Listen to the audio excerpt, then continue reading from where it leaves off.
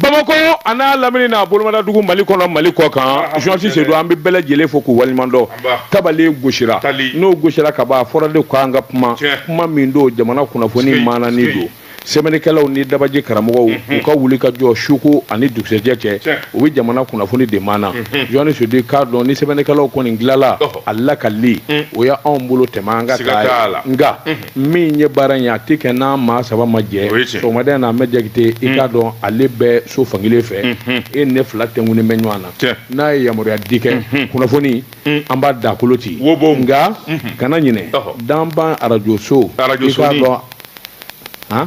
radio Sony doza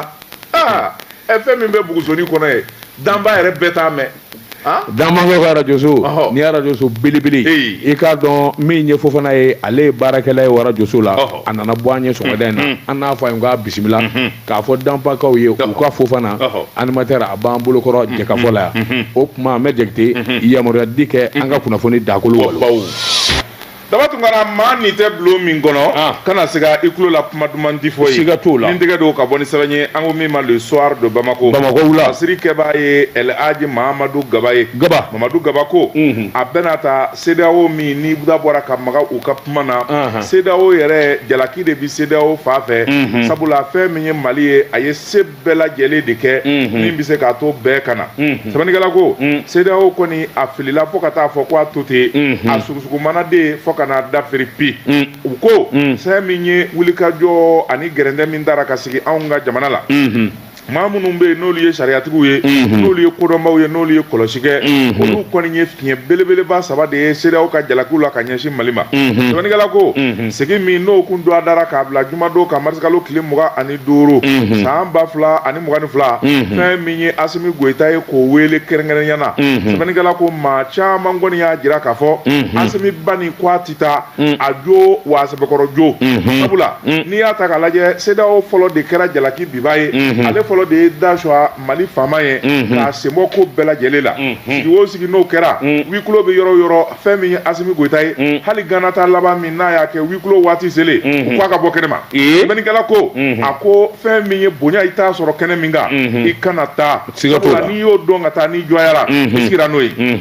sɛbɛnnikɛla ko a ko n'i y'a ta k'a lajɛ CEDEAO ye jangili minnu da ka bin Mali kan k'a fɔ an na malidenw tɔɔrɔ k'a ka jan ni malidenw gɔngɔnna u na wuli jamanakuntigi nɔfɛ ni k'a gɛn ka taa ka bɔ yen o de kɛra fili belebeleba ye sabula jamanadenw tɔɔrɔni n'u tɔɲɔni CEDEAO ka wuli ka jɔ ni cɛsiri bɛɛ kan ka kɛ walasa o kana se ka jamanadenw sɔrɔ sabula n'i y'a mɛn jamanakuntigi jamanadenw don n'i y'a mɛn CEDEAO jamanadenw don o tuma CEDEAO ka kɛ sababu ye ka sanction min n'o kɔni kɛra embargo de ye ka wari bɛɛ lajɛlen tigɛ malidenw an'u dɛmɛɲɔgɔnw na sɛbɛnnikɛla ko o kɛra CEDEAO ka fili belebeleba ye ko min ma tubabukan na impère a ko n'i y'a ta k'a lajɛ fɛn min ye CEDEAO ye a ye sanction minnu da sanction ninnu gwɛlɛya fɛnɛ nana kɛ mun ye u nana ka na wariko sen a la n'o ye jɛkulu ye jɛkulu min da tɛ politiki kuma na n'o ye UEMOA ye sabula UEMOA a ka wulikajɔ n'a ka cɛsiri tɛ dɔwɛrɛ ye nafolo bi yaara ka don UEMOA jamanaw kɔnɔna na cogoya min na ka UEMOA ɲɛmaaw wele ka taa politiki lajɛ kɛnɛ ka Ganakaw fɛ yen Akara ka t'o kuma kɛ o kuma ka taa wolo sanction na ka Mali yɛrɛ bali a halala wari tali la sɛbɛnnikɛla ko CEDEAO ye fili bako ye fili dɔwɛrɛ min bɛ yen n'o ka jugu kosɛbɛ o de u ye wuli ka jɔ kɛ jamana minnu bɛ n'u da tɛ UEMOA la CEFACO kuma na ka t'o jamana caman da don CEFACO la sabula n'i ye UEMOA jamana ta k'a lajɛ jamana 8 dama don fɛn min ye Benin Burkina Faso Mali Niger Sénégal Togo Côte d'Ivoire ani Guinée-Bissau a ko jamana wɛrɛw da nana don UEMOA a ka nafoloko la a sɔrɔ ko kuma da nana don la k'a sɔrɔ laadala ni UEMOA sigiw bi kɛ a bɛ taa kɛ BCEAO ka direction de la a bɛ kɛ jamana min na o BCEAO direction bɛ sigi bɛ taa kɛ nka sigi min n'u y'a kɛ Mali juguya la sigi in dara kɛ saliba dɔ de kɔnɔ min ni politikimaw ani jamana wɛrɛ minnu n'olu da nana don UEMOA wariko la k'a sɔrɔ olu da man ka don a la sɛbɛnnikɛla ko o kɛra filiba de ye min ni CEDEAO jamanakuntigiw y'a kɛ u kuma deli ka kɛ diɲɛ tariku ani CEDEAO tariku la o kɔni fɛn min ye tariku ye o b'o maana k'a fɔ filiba kɛra filiba yɛrɛ sabanan ye mun fɛn ye o de ye k'a fɔ CEDEAO ani UEMOA sariyaw la a fɔlen bɛ k'a fɔ fɛn min ye jamana jamana minnu n'olu jɛlen don ka tɔn ninnu sigi bɛɛ lajɛlen de bi bɛn a kan ni sanction bi ta wala ni wale bi kɛ o ko min ma l'unanimité aw ye Mali sen bɔ a la kaban a ye da sɔrɔ a Mali ɲɛ sigi min n'aw y'a kɛ janvier kalo tile 9 san 2022 fɛn min ye Mali ye ni k'a jalaki ka taa embargo bɛn a kan Mali yɛrɛ ma ɲininka Mali yɛrɛ ma y'a kɛnɛ kan ɲɔgɔnnikɛla ko n'i ye sariyaw ta k'u gosi ɲɔgɔn na fɛnɛ i b'a ye k'a fɔ o kɛra fiɲɛ belebeleba ye siga t'o la o kun tɛ di kuntigi kɔ ayi ɲɔgɔnnikɛla ko a ko fiɲɛ damanda min kɛra CEDEAO fɛ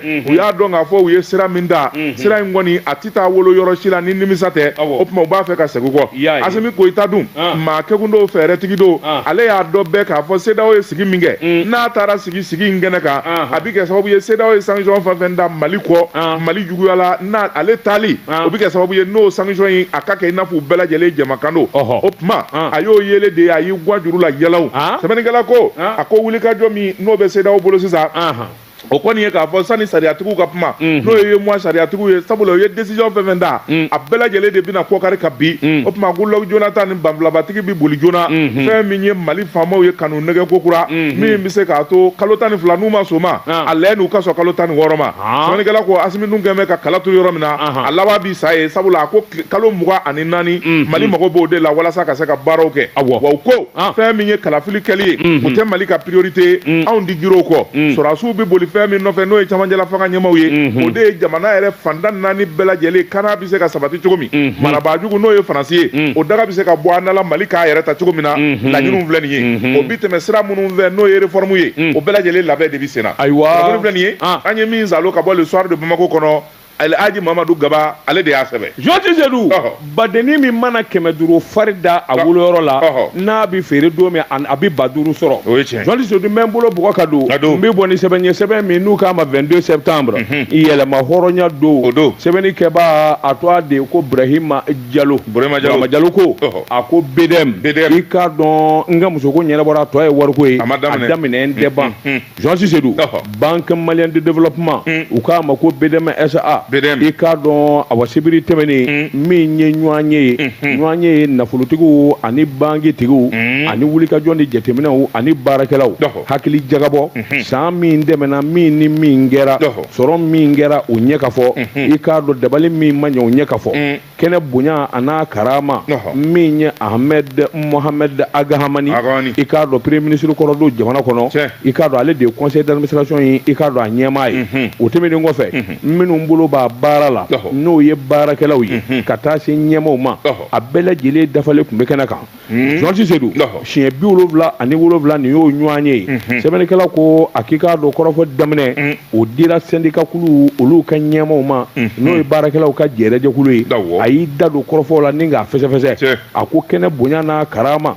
o talen kun don ka di directeur général ma Ibrahima Ndiaye i k'a dɔn ale min ye administrateur directeur général ye o tɛmɛnen kɔfɛ a n'a ka dangaw bɛɛ lajɛlen dafalen kun bɛ kɛnɛ kan sɛbɛnnikɛla ko a ko BDM ka yele min bɔlen bɛ bi BDM na a fanga ka bon kosɛbɛ wa a yele kɛn bɛ nɔrɔ de ka diɲɛ fa bɛɛ lajɛlen minɛ farafinna ko nin tɛ i k'a dɔn jɛnsɛnna ni jamana bɛɛ lajɛlen don bɛɛ lajɛlen ko BDM a ko n'i ye ko ta k'a lajɛ syndicat ɲɛmaa ka fɔ la a ko sɔrɔ min kɛra BDM fɛ i y'a dɔn miliyari 1000 an kun y'o fɔ nka 1800 Jɔnti Sedu k'a dɔn o ye bi ye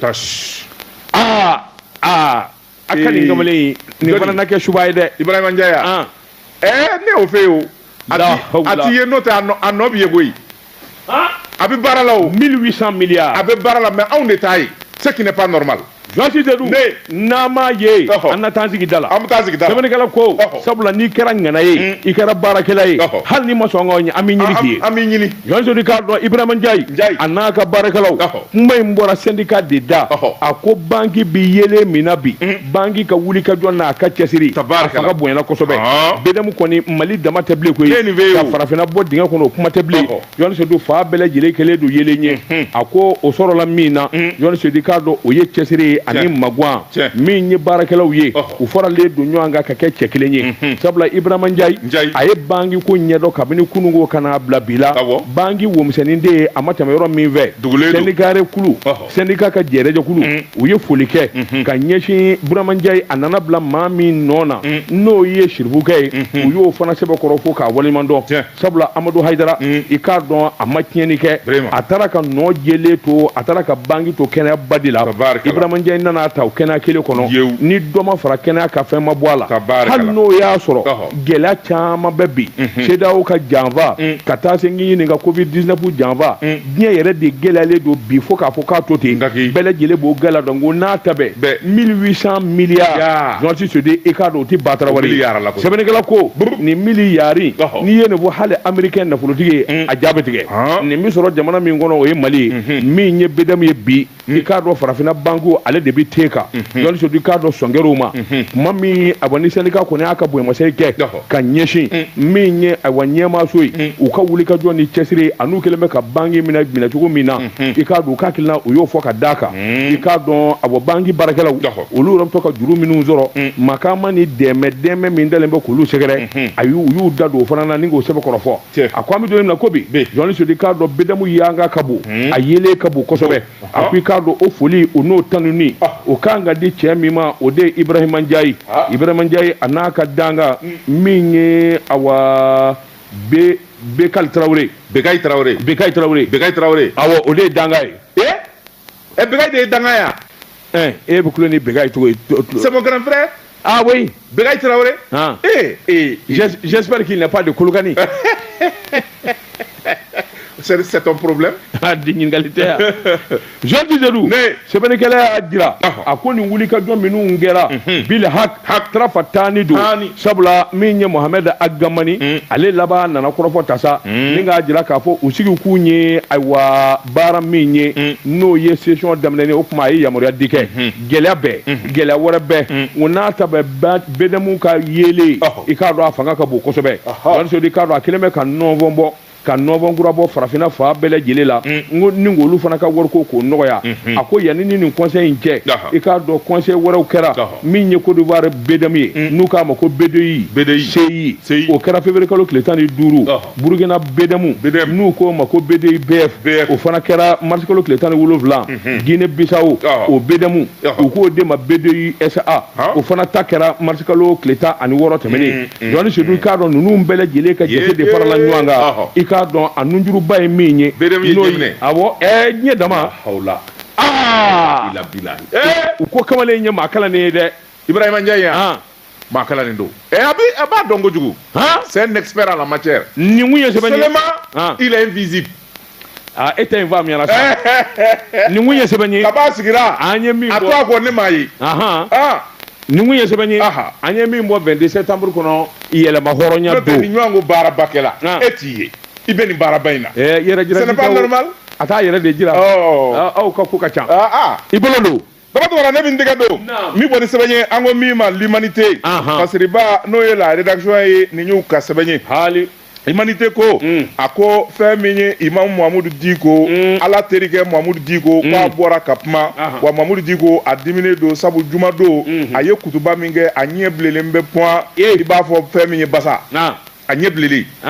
sɛbɛnnikɛla ko a ɲɛ bilenlen bɛ Mahamudu Diko diminen a ye kuma minnu fɔ il revient sur cette phrase a ɲɛ bilennen don o ye tiɲɛ ye nka a ɲɛ bilennen bɛ ko basa ɲɛ bilennen il retire cette phrase rapidement il retire je retire merci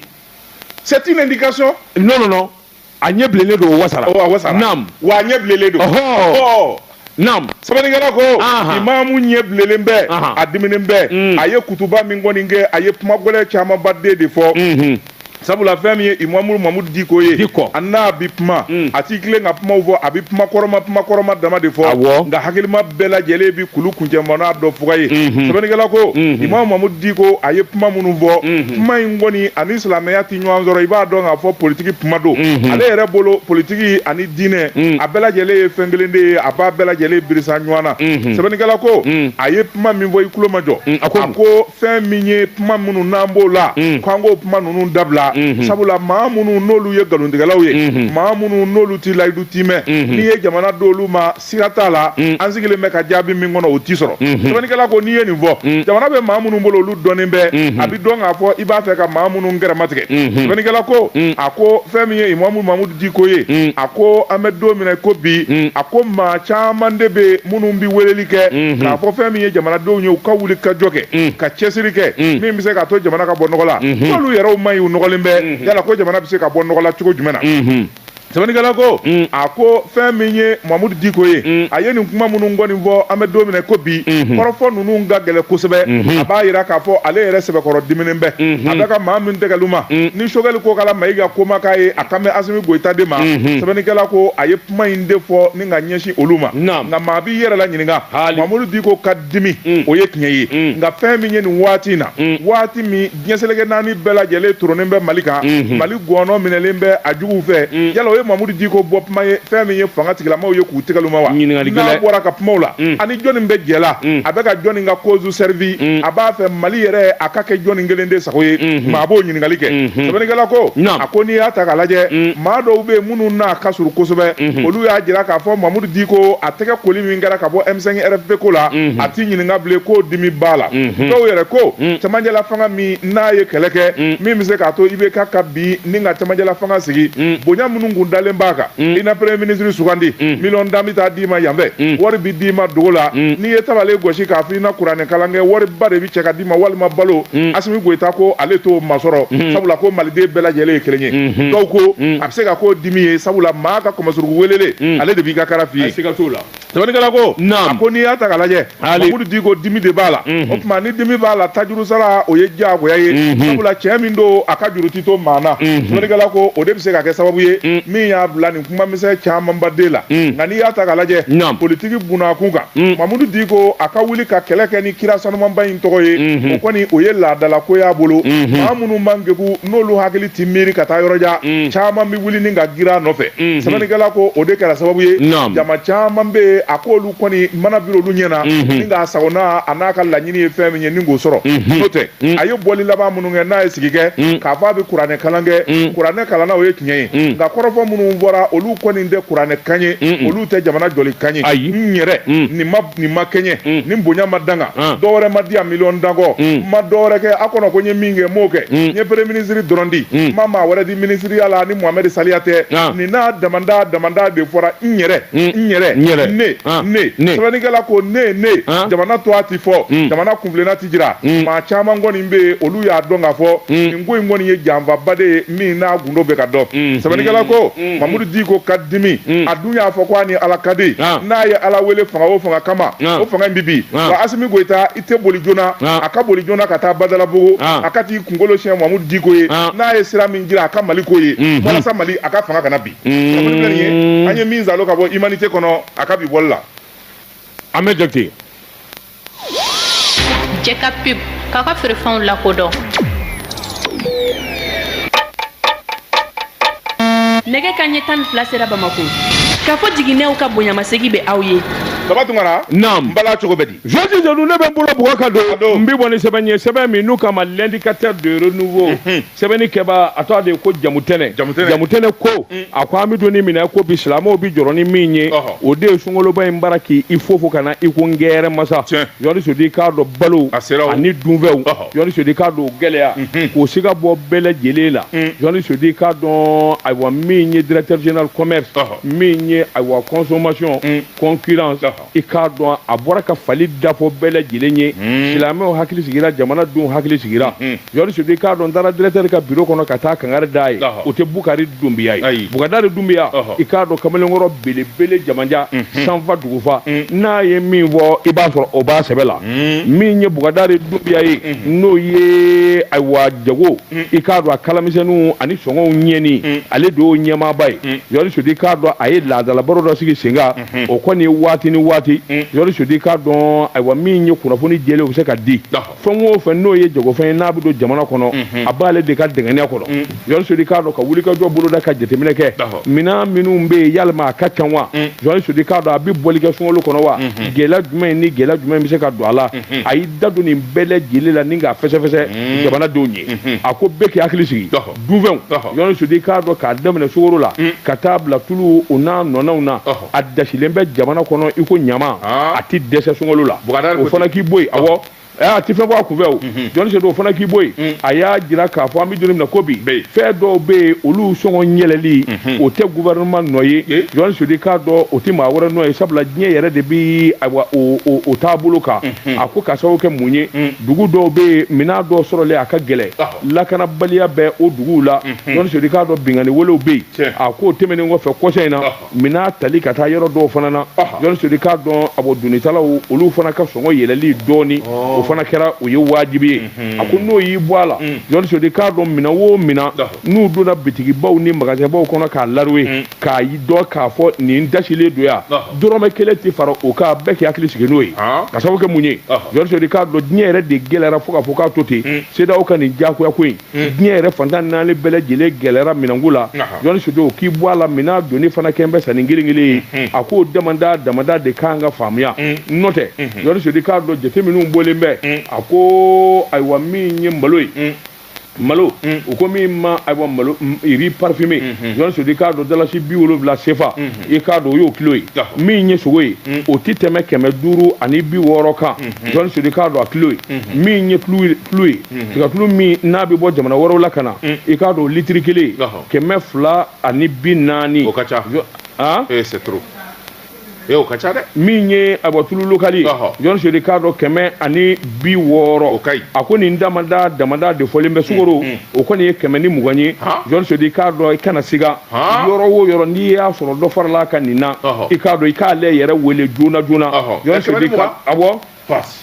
journaliste di k'a dɔn o bɛ kɛ sababu ye i k'a dɔn dabali kuraw ni fɛɛrɛ kuraw ka tigɛ a ko n'o tɛ n'o y'i bɔ a la jamana kɔnɔ bi dabali tigɛlen don bɔda la donda la journaliste di k'a dɔn minɛn kana bɔ minɛn fɛn o fɛn bɛ yen ni jamanadenw mago bɛ s'a ma o kana bɔ i k'a dɔn minɛn donni ka se ka nɔgɔya kosɛbɛ hali n'o y'a sɔrɔ gouvernement y'a se kɛ gouvernement ye wulikajɔba de kɛ journaliste di k'a dɔn minɛn sɔrɔli nɔgɔya da la a ko n'o y'i bɔ a la fɛn kelen bɛ yen o de ye gazi ye musow bɛ tobili kɛ ni gazi min ye Bukadari ko a ko o sɔngɔ yɛlɛli journaliste di k'a dɔn o kɔni dara siɲɛ 2 de la a ko ye wajibi ye ka sababu kɛ n'i ye diɲɛsegin ni jamanaw jateminɛ gazi ko nasiraw la jamanaba ye wulikajɔba kɛ san o san miliyari 5 ale b'o de kɛ subvention ye walasa gazi feereli ka se ka nɔgɔya a ko nka an bɛ don min na ko bi a tɛ sɔrɔ yɛrɛ de ye janko a ka se ka subventionner wa gouvernement n'a fɔra k'a ka subventionner journaliste di k'a dɔn dɔ bɛ taa fara dɔ yɛrɛ kan min fanga bɛ sɔn ka bonya kosɛbɛ a k'o de la min ye gouvernement ye i k'a dɔn o bɛ wulikajɔ la ka jateminɛ kɛ nɔgɔya da ani bɔda ɲuman bɛ sɔrɔ cogo min na jamanadenw bɛ se ka lafiya sɔrɔ gazi ko la nin mun ye sɛbɛn ye jamu tɛ ne ka sɛbɛn don an ye min bɔ indicateur de renouveau kɔnɔ a ka bi bɔli la Dabatungana ni maa min ko i bɛ kulisi don sama na i ye kumaba fɔ nka n'i ma se k'a kɛ i ye kumaba lankolon fɔ n tɛgɛ don ka bɔ ni sɛbɛn ye an ko min ma la sirɛni basiriba n'o ye Abdaramani Dugure ye nin y'a ka sɛbɛn ye Abdaramani Dugure ko a ko fɛn min ye ŋanaya jija ani cɛsiri fɛn min ye janjo ye a bɛ se ka fɔ Mali armée ko kɛrɛnkɛrɛnniyala minnu bɛ n'olu bɛ kɛlɛ kɛ sanfɛ ko min ma aviation militaire sɛbɛnnikɛla ko a ko fɛn min ye Mali a armée a ɲɛmaaw cɛngana minnu bɛ ni kɛlɛ fɛɛrɛ dilen b'u ma fo ka taa se ministre ma u ye gwangɛ sabula Mali armée kun mago bɛ avion gwale minnu na o nalen kɔfɛ drone dɔw nana n'o ye drone performant drone de combat très performant drone fɛn mangani dɛ min bɛ se ka wuli i ni sanjɛ ten minnu nana an taw tɛ mangani yɛrɛ e bɛ mangani min bɔ i filmelikɛlaw de ye a drone ninnu ka bɔ mobili ye o a caman bɛ DD comme na u bɛ filmeli kɛ o ye filmelikɛla de ye o ye DD comme ka filmelikɛlaw ye mais minnu bɛ kɛlɛ kɛ bɔmu de bɛ don olu la olu yɛrɛ de bɛ wuli n'u yɛrɛ ye bɔmu de bɛ don u bɛ taa kɛlɛ kɛ ka na sɛbɛnnikɛla ko a ko n'i y'a ta k'a lajɛ fɛn min ye narakaw ka den ye kolonɛli Sajo Kamara a ye wuli ka jɔ kɛ k'i bolo da minɛn minnu kan a bɛnna sababa ma sabula fɛn min ye kuma ye o man diya fɛ nka waleya minnu n'olu bɛɛ tɛrɛ kan an bɛ don min na i ko bi fɛn min ye Mali armée ye u yɛrɛ b'u disi gosi Abdramane Doucouré ko a ko fɛn min ye Mali sɔrɔdasiw ye i y'a mɛn tubabukan na appui aérien o ye Sanokulu yɛrɛ ale de ka pan ka taa kɛlɛ kɛ sɛbɛnnikɛla ko o de kɛlen bɛ sababu ye o wuli ka jɔ min n'o bamana Mali yɛrɛ a ka kɛlɛ caman se sɔrɔ u ko an bɛ don min na ko bi fɛn min ye an ka sɔrɔdasiw ye avion minnu zannen bɛ n'o ye kɛlɛkɛ avion ye olu bɛ wuli ka jɔ ni kɛlɛ minnu kɛ o kɛlen bɛ sababu ye fɛn min ye se camanbaden de ye an ka sɔrɔdasiw k'o sɔrɔ waati la hali u ye wuli ka jɔ minnu kɛ an ka jamana ani frontière saba la n'o ye Tesiti fanfɛlaw ye juguw kun kɛlen bɛ k'u kun bɔ Mondoro attaque kɔfɛ fɛn min ye waati min u bɛ fara ɲɔgɔn kan k'u bɛ plan tracer u b'a fɔ n'an y'a attaquer yan fɛ an bɛ don yan fɛ n'an y'a munumunu yan an bɛ nin da an bɛ nin da u tor'o la fɛn min ye aviation militaire ye u ko fiyewu u kunna u bɛ bɔ min kalama wobaw an dafa sabala wobaw ala maa banna koyi k'u daji sɛbɛnnikɛla ko a ko fɛn min ye terroriste ye u yɛrɛ dabali banna u kɔnɔ ko fɛn min ye sanbɛrɛ de ye o bɔra Ala fɛ ka jigin u kan la hawla wala u kɔnɔ ko sanbɛrɛ de bɔra Ala fɛ ka jigin mankan ma hali avion na ka mɛn u bɛ bɔ min kalama dɔrɔn wobow sɛbɛnnikɛla ko a ko fɛn min kɔni ye Mali armée ye u kɛra siraɲɛfɛn ye dugu minnu bɛ yen n'olu bɛ boli t'u la cɛɲɛ kan fɛn min ye Mali armée ye u kɛlen bɛ ka mɔgɔ dɔw la bi u yɛrɛ u kɛlen bɛ maa fiyefiyelen ye sɛbɛnnikɛla ko wulikajɔw bɛ sen na sabula hélicoptère kura 4 min n'an y'a san Russie n'o ye Mi 171 ye ka b'o dira Mali sɔrɔdasiw ma o kɔni yan ka di ni ye ye famanju kɔni u b'u yɛrɛ ɲini an bɛ don min na ko bi sɛbɛnnikɛla ko a ko n'i y'a ta k'a lajɛ fɛn min ye zone des 3 frontières Famanju ni avion kun tɛ ɲankumaw kɛlen bɛ ka daga sigi yen kan sabula yen kɛlɛ de ka gɛlɛn fo ka taa fɔ ko a to ten waati min na Tchadi sɔrɔdasiw tun bɛ ka Mali sɛbɛ dɛmɛ o waati Tchadi sɔrɔdasiw tun bɛ yen a sɔrɔdasi caman n'o ye Tchadikaw ye u tora yen de Faransi sɔrɔdasiw u yɛrɛ wuli ka jɔ kɛ zone des 3 frontières la u taara tile damadɔ kɛ yen ka kalaw ye yen bila ka boli sɛbɛnnikɛla ko o yɔrɔ in dɛ Mali sɔrɔdasiw de kɛlen bɛ k'o minɛ bi wa aviation kɔni bɛrɛnnen don sanga ani waati an bɛ se ka kɛlɛ se sɔrɔ cogo min na o dɔrɔn tɛ Segu yanfan in ka taa Nara ka taa Gao ani Tombouctou nin bɛɛ lajɛlen avion pɛrɛnnen don ni kunkan kɔni bɔra a yɔrɔnin bɛɛ ni sɔrɔdasiw ye kule k'a bɔ a ye na ni renfort ye avion bɛ sina ka jalanw kɛ ten kɛlɛ bɛ se ka kɛ bilen ni avion t'i bolo wa ni avion t'i bolo i tɛ se ka kɛlɛ kɛ payi kunnafoni filɛ nin ye an ye min bɔ la sirani kɔnɔ a ka bi bɔli la maa bi se fɛn min na i n'o bi yaala fan bɛɛ fɛ ala ye mɔriya dɔɔni nɔgɔya Sidi Babaji ye nafolo baaraw garijigɛ baaraw fɔɔ ka taa se papiye ko ɲɛnabɔliw ma maaw b'a fɔ ko fɛn min tɛ se ka kɛ Sidi Babaji ko ala tɛ dɛsɛ ko la n'aw mago bɛ Sidi Babaji la aw ka kungo gɛlɛnw na a ka nɛgɛjuru sira filɛ 76 33 36 49 Sidi Babaji ye nin jamukan in dɛmɛ